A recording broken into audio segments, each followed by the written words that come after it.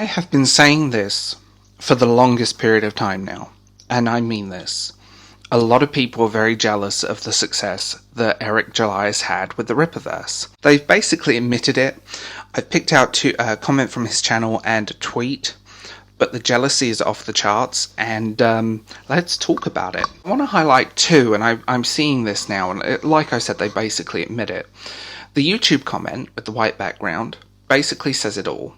It's ridiculous, it's petty, and I love the fact the proof seems to be right there. You aren't comic fans, you're Eric fans. Jealousy is still an ugly emotion. I find that comment kind of trash. I mean, people work their whole lives to captivate the skills to create comics are jealous of this guy, gets it done with zero talent. Basically, you bought his product because you're anti-woke, not because you cared about the product. Oh, it didn't work that way, but you know, you're obviously a moron. And then this guy, I mean, the people in his Twitter are basically obsessed with him. They block him, they unblock him, they play that game constantly. Just to leave comments, there's like a whole account just literally dedicated to it. And this tweet is hilarious. I just hate what you do and think it's garbage. There are talented people making indie comics in the direct market who can't clear 10,000 copies, but your trash sells 50k comics just because you are a YouTube. I hate what it means for the medium. Wow. Okay, so we're going to talk about these and break them down, but this is hilarious. So, first things first. Most people don't understand how business works. If you have a platform and you have the financial capability and a platform with a large amount of viewers, you can sell them a product. AuthorTube is a prime example of that. A lot of very talentless people selling you very bad YA novels. Kristen Martin, anyone? Just saying. There are countless people that do this, and ultimately what Eric July did was create an indie comic, but he hired people he liked and are talented. This myth that we knew nothing about the character or the comic before it came out is ridiculous as well. And what I want to say is, if you are this jealous of someone else's success, you don't realise what he did for the industry. It's been a good thing. He created a small indie comic studio with talented people to create comics. It's not about anti-woke, it's about story. Often these people who are very jealous of his work aren't creating comics. They're creating self-insert novels of their own life and themselves, and they can't see outside of themselves. It's a superhero comic. It's not actually anti-woke in that sense. It's not like, you know, there's a whole list of things it could be. But what he did was very smart. He built an audience.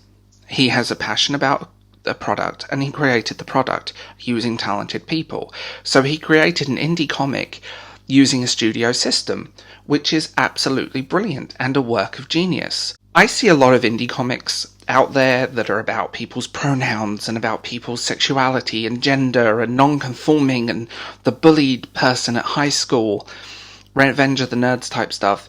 The art looks like it's been done by a 13-year-old who's just discovered the Paint program and uploading to DeviantArt. The thing is, art sells the book. And I love the art style of the Rippaverse. It reminds me of kind of the comics I grew up on. It's kind of the 90s Topco and DC stuff. What these people don't understand is if you're willing to build an audience, rather than lecture your audience, they will buy your product. It's very simple, and it's kind of the rules of business. How any marketing works is if you have a pre-existing audience, or you at least have something behind you, people will buy it because they're interested. You captivate the audience. And the jealousy here is not only off the charts, like envy and jealousy and all of this stuff. It's kind of just pathetic at this point, because why don't you ride the success? Why don't you create a comic book that people actually want to read rather than the book you want to read? There is a commerciality here that people are often missing. It's all well and good creating something that's about you, that's about your life, about your personal opinions, but you also, if you want to sell a book, maybe looking at things with a commercial eye is the way to do it. And I know that's a controversial statement, because making money and being successful and being reasonably commercial and getting your work, your creative stuff out there seems to be a taboo. People don't look at it that way.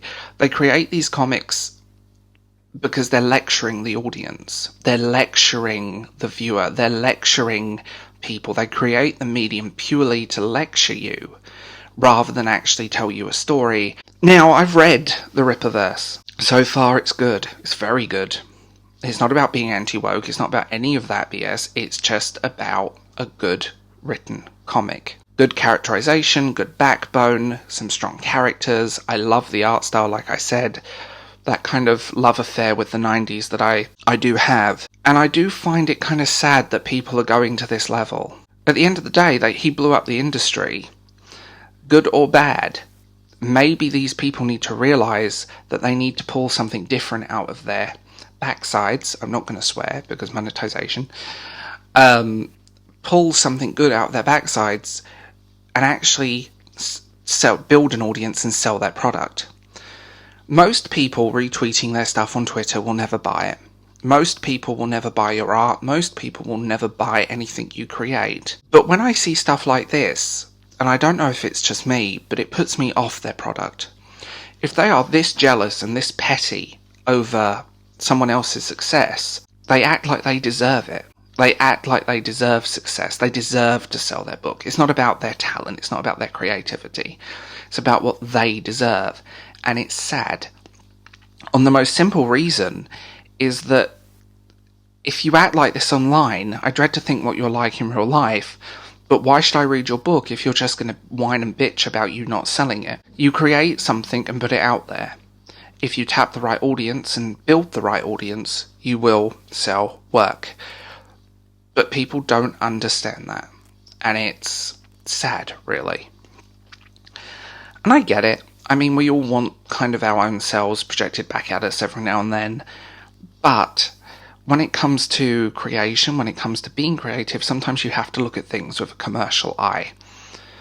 Eric July was smart.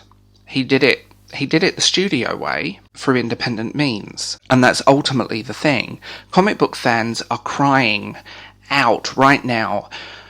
The strong characters, superheroes, villains, they're not crying out for, here is my lecturing you on my gender identity. For the simple reason, not all media is political, not all art is political. And people don't understand that as well.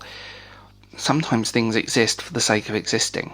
Sometimes works of art exist because something is beautiful. Sometimes a work of art exists purely from a commercial sense. Andy Warhol is a prime example, commercialism and pop art. What I find even more fascinating is these accounts, these people have nothing better to do. They have nothing better to say. They're just insulting people. They're just attacking. They're literally just on the internet to attack you, to tell you off, to tell you you're wrong. But if you have that attitude, why should I buy your book? Why should I buy your book if you are this much of a jerk, if you are this insecure, if you are this jealous of another creator's success?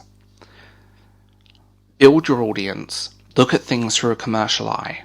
If you want to sell work, create something. Build, like I said, create something. Create something that stands out from the crowd, not another lecture piece. But sadly, these people will never do that.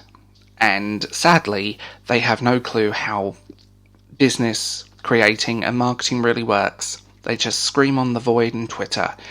And sadly, most of the people that retweet or interact with them on Twitter will never buy their comic books. It's pathetic at this point. And I think people need to just maybe take a business course. Maybe understand how marketing works. Take a marketing course. They're great fun. And they're interesting. But marketing, financial stuff, commerciality, and all of this seems to be dirty words to these people. Maybe some of these people need to take some art classes, in fairness. I mean, there is some god-awful indie comics. But there's also bad mainstream comics. Have you seen the recent stuff DC and Marvel are pulling out? Like, seriously? At the end of the day, like I said, build your audience. Don't be jealous. Use his success to boost your own. It's not that difficult. It's basic marketing 101. If people are interested in a medium, it will work, and despite its many failings, I'll pick on 50 Shades of Grey. Despite being a god-awful book that reads like a Haynes manual, it also opened the doors to indie writers and indie creators who have been trying to get their books published for decades. Now, I'm not comparing the Rippaverse to 50 Shades. I mean, the Rippaverse is actually very good. What I will say is that these people have no clue how it all links together and how they could boost their own platform. It's not hard, it's not difficult, and most of it, I will say, is jealousy over not selling, and because he's not the political narrative they want to push. And it's pathetic seeing it. It really is. I think a lot of people just need to grow up and realise that they don't deserve success. You earn it through building an audience. It's not difficult. It can be done, but they're unwilling to do it.